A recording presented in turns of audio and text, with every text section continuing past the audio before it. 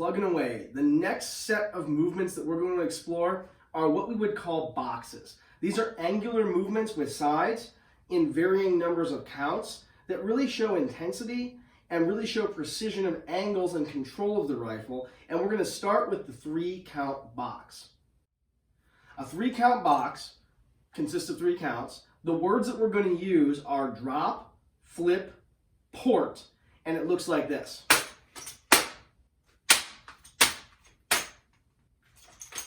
Pretty sharp movement, right? There's actually 3 different things happening, 3 different approaches to the rifle, and it's crucial that we learn these first so that we can apply them to our 4-count, our 5-count, our 6-count, and our 7-count boxes all the way down the line. And as we go, each one of these boxes, once you learn the one before it, all we're going to do is modify and build on that base until we take one movement and we extrapolate it all the way out to a bunch of different variations. So the 3-count box starts with a drop from port arms to a horizontal position. Now you'll notice if you try this yourself, all you need to do is release your left hand and let the rifle fall to a position that's flat. You'll notice that my hand is in the center of the upper handguard with my thumb on the top of the rifle, and the height of the rifle is about belly button height. It's comfortable with the bend in the arm, but it isn't tucked up, it isn't too relaxed. You'll notice that in order to get the snap and pop, we needed to do something other than just allow gravity to pull the rifle barrel down. If we just do that, we wind up with a very loose and very lackadaisical type look. But what we want to do, what we are trying to strive for in every single drill movement that we do, is we're trying to use both hands. So let's talk about what the responsibilities are for each of our hands and our arms individually. On this first count, not only will we be letting gravity take the rifle down, we will also be employing a push with our right hand. What we're going to do is we're going to imagine that palm pushing downward and the elbow popping away from the body. So that when we do this, notice that the space between my elbow and my body has opened and my wrist has locked, thereby pushing the rifle downward. Doing that is going to add to its speed. I'm pressing by turning the webbing of my hand, and I'm letting that elbow go away from my body. Now, with my left hand, I'm going to employ a slight pulling motion. So if my hand is here, I'm actually going to pull the rifle down before releasing it to give it a little bit more speed. So there's an element of a push downward and a pull downward that combines to get a really, really sharp snap. So how I'm going to do this, I'm going to imagine the pull initiates from my middle and my ring fingers on the rifle, and I'm going to give it a little bit of a tug on the way down before moving my hand outboard to receive the rifle at that first count position. So between pulling the rifle down and pushing with the webbing of my hand and pulling out with my elbow away from my body, I'm going to get to that first count very, very quickly. Now, from here it gets tricky. That's the first count. The second count involves, from the viewer's direction, or I guess rather I should say from the driller's direction, a counterclockwise movement of the rifle. We're actually going to switch our approach entirely. Yes, there's still going to be a push and a pull, but it's not going to be with the same amount of intensity or aggression. It's going to be much more controlled and much more quickly fired off. So what we're going to do, we have the rifle at parallel. We have the thumb of the left hand on the top and the thumb of the right hand underneath. And by the way, if you have a sling on your rifle, you can go ahead and put that thumb inside of the sling against the actual rifle stock.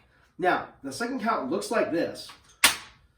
And what we're going to try to do is employ a slight lift with our right hand thumb, and we're going to bring the rifle up and over. So in slow motion, basically what we're doing, if you just hold the rifle in your right hand with the thumb and hold it with a flat palm with just the thumb on top, what we're trying to do is just lift up on the rifle until the weight of the receiver goes over 90 degrees, so it just kind of flops over. So you can try that a couple times, just over, flop.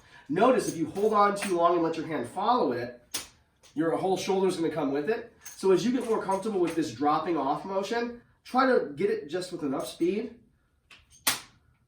so it'll tip over the top, and pull your thumb out from underneath the rifle as the rifle moves itself over. Now, the other hand. is going to employ a slight push downward with the thumb.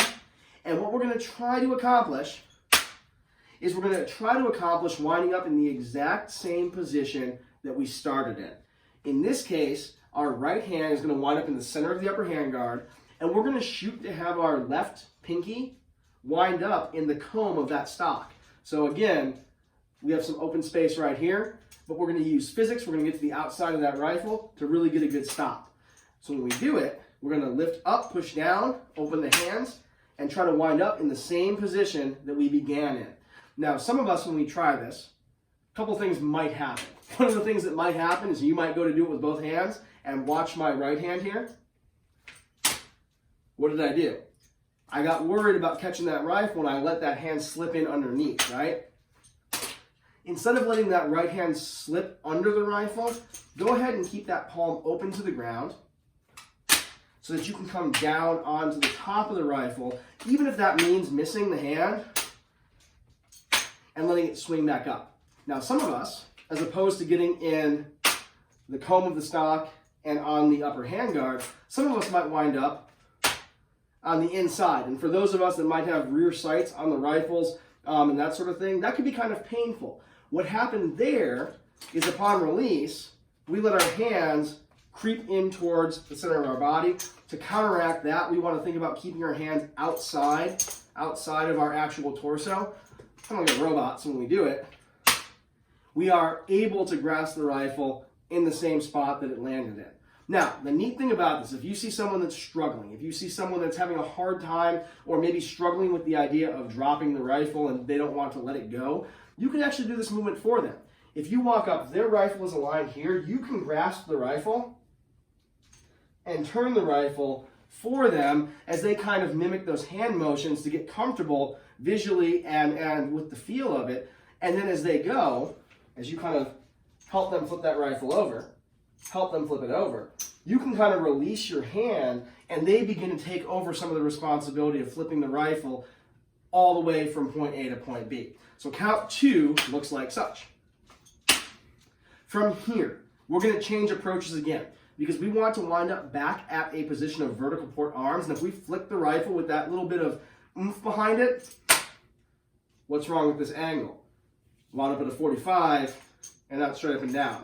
So instead of thinking about flicking the rifle, I want to break it down like this. Try this. So we have count 1. Go ahead and do count 1.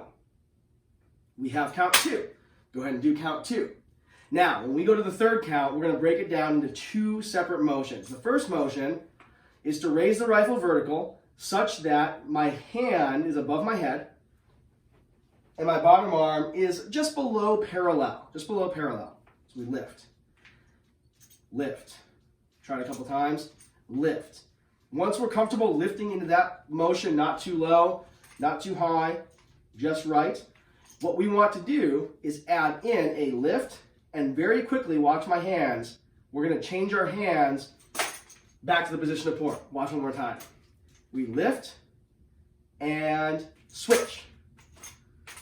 We lift and switch.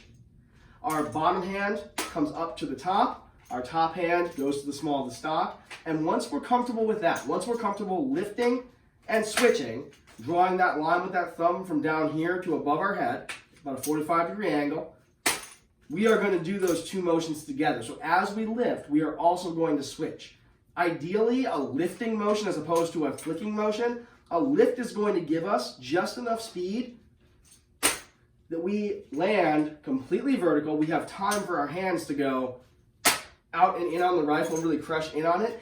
And if we were to not catch the rifle, so it falls pretty much all the way down, a good check for that is if we overspin, if we think about it like the flick from the count before, so it keeps going right there. We only want to give it enough momentum to get exactly vertical, switch our hands, and wind up back at port.